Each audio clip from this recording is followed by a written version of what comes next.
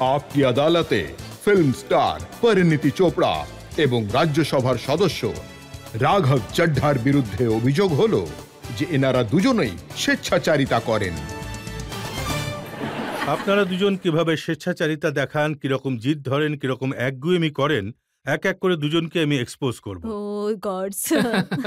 আপনার প্যারেন্টস পরিণীতি আপনাকে ব্যাংকার করতে চেয়েছিলেন, হ্যাঁ, পড়াশোনার জন্য ম্যানচেস্টার পাঠান, অনেক খরচও করেন, আর আপনি বাহানা করে ওখান থেকে চলে আসেন এবং বলেন যে চাকরি না পেলে আমি কি করব। স্যার এটা সত্যি ছিল। 2009 সালে আমার গ্র্যাজুয়েশন হয়েছিল। অফকোর্স আমার স্বপ্ন ছিল যে আমি ইনভেস্টমেন্ট ব্যাংকার হব, কিন্তু সেই বছর রিসেশন ছিল, তাই সত্যি স্যার আমি কোনো জব পাইনি, আর ভিসাও এক্সপায়ার হয়ে গেছিল। আমার মধ্যে এত সাহস ছিল না যে বাবাকে ফোন করে বলি, তুমি যে 3 বছর পড়াশোনার জন্য লোন নিলে, এত টাকা পয়সা জোগাড় করে আমাকে এখানে পাঠালে, সবটাই জলে যেতে বসেছে, আমি বাড়ি ফিরে আসতে চাইছি। তাই আমি বাবাকে মিথ্যে বলি, বলি যে অ্যাকচুয়ালি ইন্ডিয়াতে আমি একটা জব পেয়ে গেছি, আমি সেই কারণে আসছি। আর আমি আমার যে কাকিমা মানে প্রিয়াঙ্কার মা, আমি তাকে ফোন করি আর তাকে গোপনে বলি যে এই ব্যাপার, আমার ভিসা এক্সপায়ার হতে চলেছে, আমি ইন্ডিয়াতে ফিরে আসছি, কিন্তু বাবাকে সেটা জানাচ্ছি না। তুমি আমার জন্য একটা জব খোঁজো, কিছু একটা করে আমাকে বাঁচাও। তো তিনি বলেন কোনো ব্যাপার না, তুই চলে আয়। তো আমি বম্বে চলে আসি, অ্যান্ড আপনি হয়তো ইমাজিন করতে পারবেন না যে উনি বম্বেতে সবাইকে জানেন, তবুও স্যার আমি কোথাও জব পাই না, কোনো জব পাইনি। তারপর একদিন আমি আমার দিদির শুটিং করছিল, তো আমি যশরাজ ফিল্মসে শুটিং দেখতে গেছিলাম। প্রথমবার কোনো শুটিং দেখলাম, প্যার ইম্পসিবলের শুটিং চলছিল। তো আমার মাথায় আসে যে এখানে মানে রিসেশনের সঙ্গে ফিল্মের তো কোনো সম্পর্ক থাকবে না নিশ্চয়ই, এখানের অ্যাপ্লিকেশন করি। তখন আমি ওখানে অ্যাপ্লাই করি আর জবও পেয়ে যাই। তখন আমি বাবাকে ফোন করি, এটুকু জানতো যে আমার জব রয়েছে, সেটা আমি পেয়েছিলাম। তো আজ অবধি বাবাকে, আজ হয়তো সত্যিটা জেনে গেছেন, বাট বাবাকে আমি বলতে পারিনি যে ওই সময় ওনার মন আমি ভেঙে দিতে চাই। কিন্তু মনে কি কখনো স্বপ্ন জাগেনি প্রিয়াঙ্কাকে দেখে? স্বপ্ন কি দেখেননি যে আমিও কখনো দিদির মতো স্টার হব? সবারই অ্যাকচুয়ালি এটাই মনে হয় যে আমি ইন্ডিয়াতে এই জন্য সে তো হবেই। এসেছিলাম। স্যার আপনি জানেন কারণ আমি এত লেখাপড়া করে ইন্ডিয়াতে এত মার্কস পেয়ে মানে এইসব করে আমার প্ল্যান ছিল আমি লাইফে ব্যাংকার হব, ইনভেস্টমেন্ট ব্যাংকার।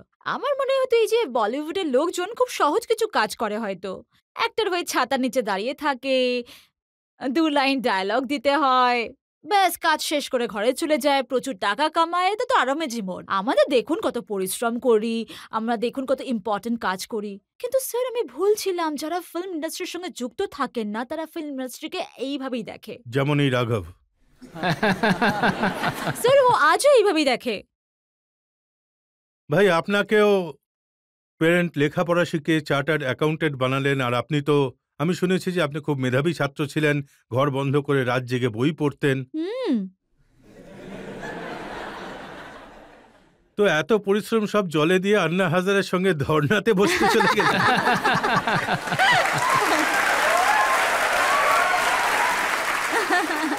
দেখুন স্যার, সত্যিটা হলো যে আমিও ওর মতো জীবনে কিছু একটা করতে চেয়েছিলাম। আমার মনে আছে যে যখনই ক্লাস টিচার সব বাচ্চাদের আমাদেরকে দাঁড় করিয়ে জিজ্ঞাসা করতেন যে তুমি বড় হয়ে জীবনে কি করতে চাও, বড় হয়ে কি হবে, তো আমি সবসময় বলতাম যে আমি সেনাবাহিনীতে যোগ দেবো। আমি এমন একটা পরিবার থেকে এসেছি যেখানে অনেকেই সেনাতে ছিলেন, তো সবসময় আমার ইচ্ছে ছিল যে আমিও ইন্ডিয়ান আর্মি জয়েন করব। যাই হোক, সেই স্বপ্ন তো পূরণ হয়নি, তবে চার্টার্ড অ্যাকাউন্টেন্সি নিয়ে আমি এগিয়ে যাই। তারপর জীবনে এমন একটা পরিস্থিতি তৈরি হলো, এক তো আন্না হাজারে আন্দোলন শুরু করলেন দুর্নীতির বিরুদ্ধে, যেখানে একজন সাধারণ ভলান্টিয়ারের মতো আমিও পৌঁছে গেলাম ওনার সঙ্গে যোগ দিতে। তারপর একটা রাজনৈতিক দল তৈরি হয়ে গেল, যে দলের ফাউন্ডিং মেম্বার হয়ে গেলাম, আর গল্প শুরু হয়ে গেল। তো আমি সত্যি কথা বলতে হলে রাজনীতিকে বেছে নিইনি, রাজনীতি আমাকে বেছে নিয়েছে, এমনটা আমার মনে হয়। আর দেখুন, আপনার অনেক বন্ধু আছে যারা আপনার সঙ্গে স্কুলে পড়তেন, কলেজে পড়তেন, যাদের আমি চিনি। ওনারা বলেন যে আমরা সবাই 6-7 অঙ্কের ফিগারের টাকা রোজগার করছি, আর ওকে দেখুন কোথায় গিয়ে রাস্তায় বসে ধর্নায় বসে রয়েছে। স্যার দেখুন, কেউ কেউ আছে যারা প্রচুর টাকা আয় করে শান্তি পায়, কেউ 6-7 ফিগারের স্যালারি পেয়ে খুশিতে রয়েছে, কেউ নাম কামিয়ে, আবার কেউ খ্যাতি কুড়িয়ে। আমি যে কাজ করি আমি সেটা থেকেই শান্তি পাই। আর আমার মনে হয় যে রাজনীতি এমন একটা জায়গা যার মাধ্যমে আপনি লক্ষ লক্ষ এমনকি কোটি কোটি মানুষের জীবন বদলে দিতে পারেন। এতে যে শান্তি পাওয়া যায় ওটাই সব থেকে বড় কথা। টাকা আর পয়সা তো জীবনে সবাই রোজগার কিন্তু করে। আপনার মা আপনাকে বলেছিলেন ভোটে না লড়তে।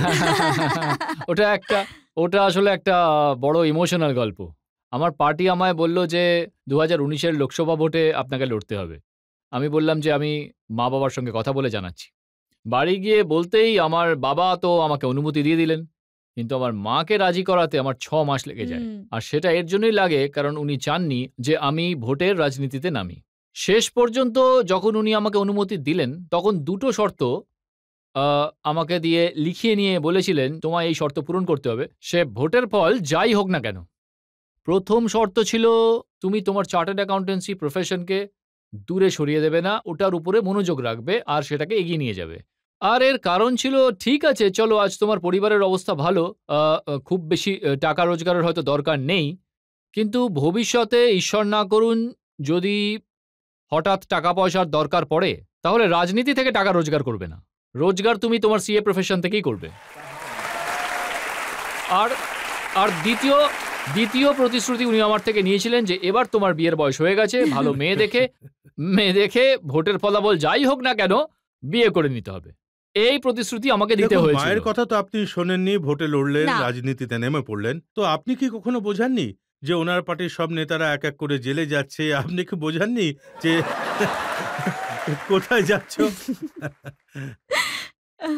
ও গড, আমি আমি আমি কি বোঝাবো? এক তো আমি পলিটিক্সের কিছুই বুঝি না। আমার কাছে এইসব তো আমি একেবারে মানে আমি একদম অন্য জগৎ থেকে এসেছি। তো এসব যখন হয় আমি ওইভাবেই দেখি। আমি দেখি যে কেমন ছবিতে অনেক বেশি রিয়ালিটি হয়। এসব এখানে মুভির মতো এসব কি সব হচ্ছে? তাই আমি তো আমার আচ্ছা, আপনার মুখই খুলি মুভির না এখানে। রিয়েলিটি আপনাকে বলছি। বলুন। Ishq Oh God! জাদে যে প্রথম ফিল্ম আপনি করেছিলেন, হুম, তো অর্জুন কাপুর ওতে হিরো ছিলেন। হ্যাঁ। উনি বলেছিলেন যে আমি তো এর সাথে কাজ করতেই চাইছি না, বড্ড বকবক করে। এই অভিযোগ আমি ছোট থেকে শুনে আসছি। আমার নিজের বাবা-মাও কথা বলেন, আমার টিচাররা কথা বলেন। আজ আপনিও বলছেন, আমার ইন্ডাস্ট্রির লোকজনও বলে। কিন্তু আমার মনে হয় আমি খুব কম কথা বলি। আমাকে জিজ্ঞেস করুন। চুপ করো। তো রাঘব, আপনার কি মনে হয়?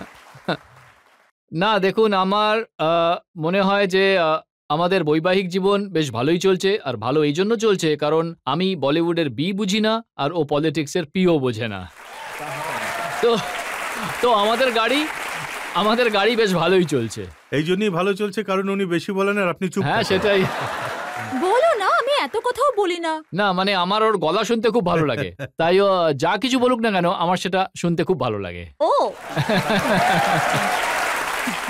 যেমন এনার ব্যাপারে অর্জুন কাপুর বলেছিলেন আমি ওর সঙ্গে কাজ করতে চাই না, তেমনই রাজনীতিতে এমন লোক পেয়েছেন যিনি বলেছেন যে দেখো ভাই, আমি রাঘবের সাথে কাজ করতে পারবো না। নিশ্চয়ই আছে, এমন লোকও আছে। সংসদ ভবনের ভিতরে রয়েছে, অন্য পার্টিতে রয়েছে, আমার নিজের পার্টিতেও রয়েছে। তো এমন লোক অবশ্যই যেমন রয়েছে। হরিয়ানায় তো রাহুল গান্ধীকে পেয়েছিলেন আপনি। আপনার এত প্রচেষ্টা সত্ত্বেও আপনার সঙ্গে বোঝাপড়া করতে দিলেন না উনি। ওয়েল, আমার যেটা মনে হয় হয়তো রাহুল গান্ধী নিজেও এটা চাইতেন যে হরিয়ানাতে একটা জোট হোক। আমার ওনার সঙ্গে অনেকবার কথা হয়েছিল, যোগাযোগ ছিল।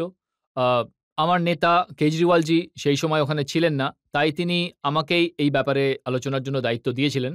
বাট হয়তো ওনার পার্টির লোকাল ইউনিটে যারা ছিলেন ওনাদের হয়তো এটা মনে হয়েছিল যে আমরা হয়তো জোট না করে একাই ভোটে লড়াই করব, আর সেইভাবেই ওরা ভোটে লড়লো। আমার মনে হয় যে हमारी आरजू का ख्याल रखते तो कुछ और बात होती,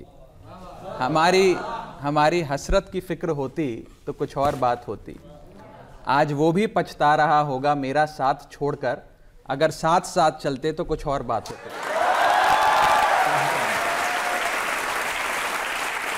দারুণ বললে তো। ওনাদের সঙ্গ পাননি, কিন্তু পরিণীতির সঙ্গ আপনি পেয়ে গেছেন।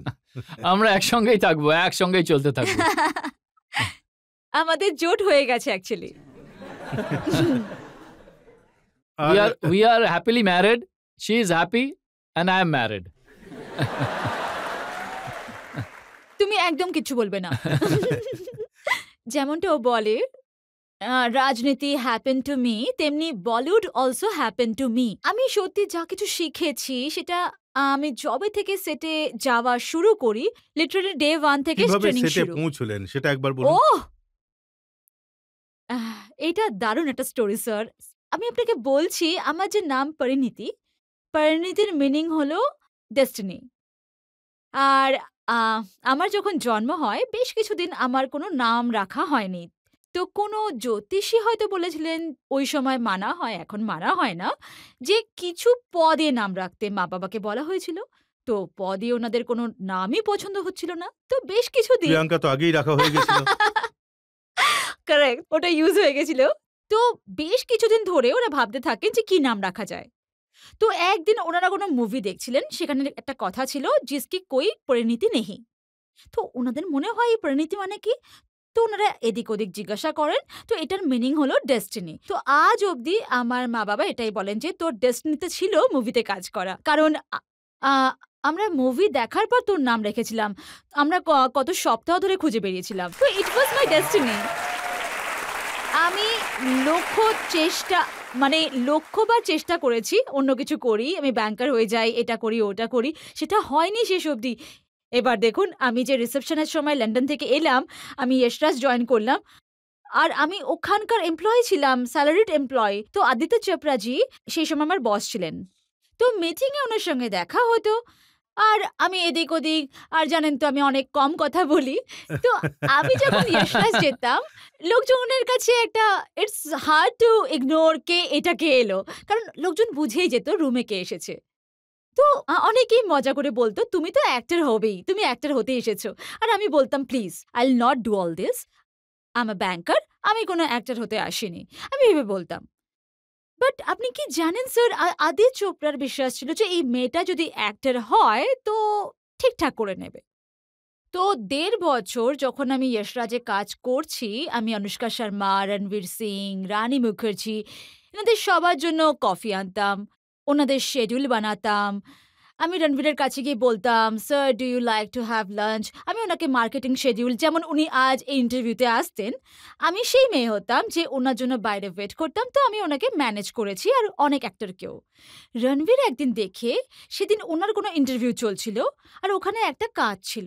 আর ওই সময় একটা গান রিলিজ করেছিল, শিলা কি জওয়ানি। আর ওই কাজের সামনে দাঁড়িয়ে আমি শিলা কি জওয়ানি স্টেপ করে যাচ্ছিলাম। আর আমার মনে হয়েছিল পিছনে ইন্টারভিউ হচ্ছে, ওরা সবাই ব্যস্ত রয়েছে। কিন্তু রণবীর আমাকে দেখছিল। ও ইন্টারভিউ শেষ করে আর আমার কাছে আসে। "হুম, তুমি অ্যাক্টর হওয়ার চেষ্টা করছো?" I said, "No, no, I don't want to be an actor." "তাহলে তুমি কি করছিলে?" আমি বললাম, "আমি এই গানটা দেখেছিলাম, তাই ভালো লেগেছিল, তাই এসব।" ও বলে, "তুমি একজন অ্যাক্টরই হবে।" আমি বলি, "ঠিক আছে।" ওই সময় যশরাজে কাজ করে একটু আধটু ইনফ্লুয়েন্স তো হয়েই গেছিলাম, যে মনে হয়েছিল অ্যাক্টিং চেষ্টা করে দেখাই যায়। তো আমি ১-১.৫ বছর জব করার পর একটা জব ছেড়ে দিই, আর ভাবলাম অ্যাক্টিং স্কুল যাব, কিছু শিখব। আর স্যার বিশ্বাস করুন, আমি অ্যাক্টর হলাম। আদিত্য চোপড়া আমায় ৩ টে মুভির জন্য সাইন করালেন। আর আমার ১ম মুভি রণবীরের সঙ্গে ছিল। আর আরও একটা ব্যাপার, আরও একটা কাকতালীয় ঘটনা। ওর প্রথম মুভি যেটার কথা ও বলছে, লেডিজ ভার্সেস রিকি বেল, ওতে ওর নাম ছিল ডিম্পল চাড্ডা। আর আর ওটার শুটিং হয়েছিল হ্যাঁ, আমি দিল্লিতে অলরেডি ওনাকে মিসেস চাড্ডা বানিয়ে দিয়েছে। হ্যাঁ, ডেস্টিনি ওকে মিসেস চাড্ডা করেই দিয়েছিল। যখন আমি প্রথমবার ওর পরিবারের সঙ্গে দেখা করি, ওর একটা ভাই আছে, খুবই ইয়ার্কি ঠাট্টা করে। তো সে আমার কাছে এসে বলে, আমি তো জানতামই যে তুমি আমাদের ফ্যামিলিতেই আসবে।" আমি বললাম, "সেটা কিভাবে?" "আরে তুমি প্রথম মুভিতে চাড্ডা চাড্ডা ছিলে, এটার জন্য অ্যাওয়ার্ড পেলে, তখন আমি বুঝেই গেছিলাম তুমি একদিন চাড্ডাই হবে।" কিন্তু ভুল তো আপনিও করেছিলেন। হ্যাঁ? আপনি ফিল্ম পেয়েছিলেন অ্যানিমাল, হুম, ৮০০ কোটি টাকার ব্যবসা করেছে, হ্যাঁ। আর আপনি সাইন করেননি। স্যার, আসলে সত্যি বলতে আই থিংক ঈশ্বর আমার জন্য কিছু ভালোই চাইছিলেন। ওই মুভিটা আমি করছিলাম, অলমোস্ট ওয়ার্কআউট হয়েও গিয়েছিল। কিন্তু সেম ডেটে, একদম সেম ডেটে আমি চমকিলার অফার পাই। তো ওখানে আমাকে এমন রোল দেওয়া হলো, আমি গান করছি রেহমান সাহেবের, আর ইমতিয়াজ আলী আমার ড্রিম ডিরেক্টর, আর আমি এত কিছু করার সুযোগ পাচ্ছিলাম যে ইনস্টেড অফ দ্যাট আমি চমকিলাতে আসি। আর যে ভালোবাসা, রেসপেক্ট, রেকগনিশন আর নমিনেশন চমকিলার দৌলতে আমি পেয়েছি, I don't think I am regretted. আচ্ছা, আপনি তো চার্টার্ড অ্যাকাউন্টেন্ট।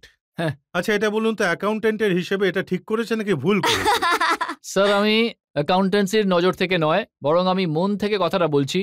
ও যদি চমকিলা সাইন না করতো তাহলে হয়তো আমাদের আলাপই হতো না, Yes! আর পাঞ্জাবে আমরা হয়তো That's সময় true! কাটাতাম না। That's true! কারণ চমকিলার সমস্ত শুটিং পাঞ্জাবের শুনতে গ্রামে হবে। হয়েছে, হুম। আর ওখানে আমরা দেখা করতাম, একসঙ্গে আমরা ঘুরে বেড়াতাম, একসঙ্গেই গুরুদ্বারা গিয়ে আমরা প্রণাম করে আসতাম। তো এই সুযোগটা আমরা পেতাম না যদি ও চমকিলা না করতো। কিন্তু চমকিলা করার জন্য 18 কিলো ওজন বাড়িয়েছিল। হ্যাঁ স্যার, এখনো মোটা হয়ে কমেনি, গিয়েছিলেন। দেখুন। সিরিয়াসলি, সত্যি। বিয়েতেও সেটা দেখা গেছে। হ্যাঁ স্যার, ভাবুন, আমার তো কিছু যায় আসে না, তবে জেনুইনলি চমকিলা যখন প্রথম সাইন করলাম তখন আমি খুব ফিট ছিলাম, মানে অ্যাপস ছিল আমার। অ্যান্ড ইমতিয়াজ স্যার যেদিন আমায় সাইন করালেন ওই দিন আমি বেশ ফিট লাগছিলাম। তখন স্যার বললেন, সব ঠিক আছে, তুমি অ্যাক্টিং করে নেবে, কিন্তু তোমাকে না অমর্জুর মতো দেখতে লাগছে না। তো সেই দিন আমার একটা ভয়ও লাগে আর মোটিভেশনও পাই যে এই মুভিটা হাতছাড়া করতে পারবো না। তো আমি বলি, স্যার আমাকে 2 মাস দিন, আমি একদম ওর মতোই দেখতে লাগবো। আর ওই দিন থেকে আমি যে পরোটার পিৎজা শুরু করলাম। তো ওই সময় আমি আমার ক্যারেক্টারের জন্য, রোলের জন্য, আর জেনুইনলি আমি খুব হ্যাপি, কারণ ফাইনালি চমকিলাতে আমি বেশ ভালো মোটা। তো উনি তো মোটিভেশন পেয়ে গেছিলেন। আর আপনি?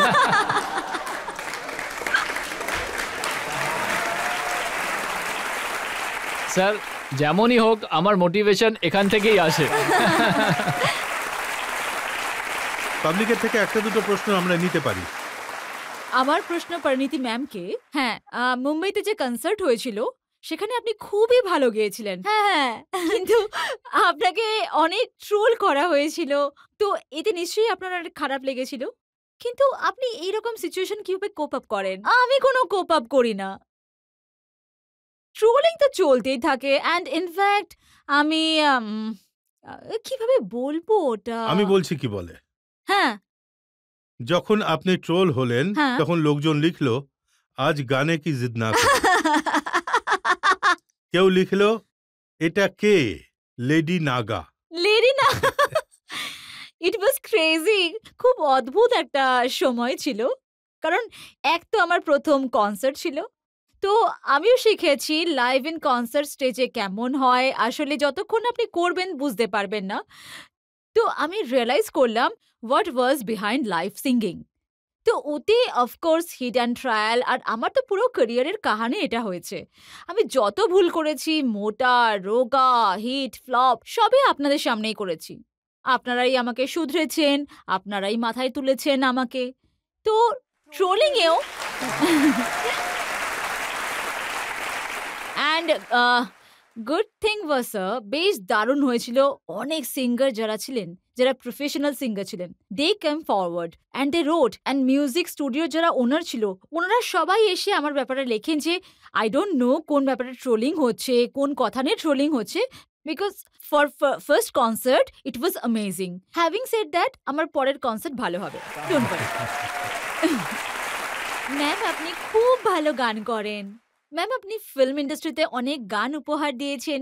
আপনি বিয়েতে স্যারের জন্য গান গেয়েছিলেন, ওরে পিয়া। ম্যাম, আমি চাই, আমার হাম্বল রিকোয়েস্ট, ম্যাম প্লিজ ওই গানটা গান।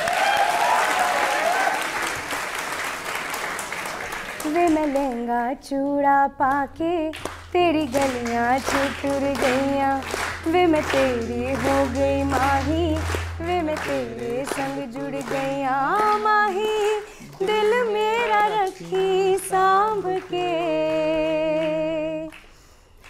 आँखों में आंसू शाम से, ओ पिया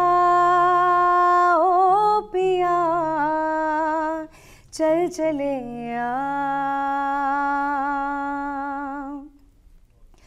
बांट ले गम खुशी साथ में आ, साथ में आ। चले अभी चलने वाला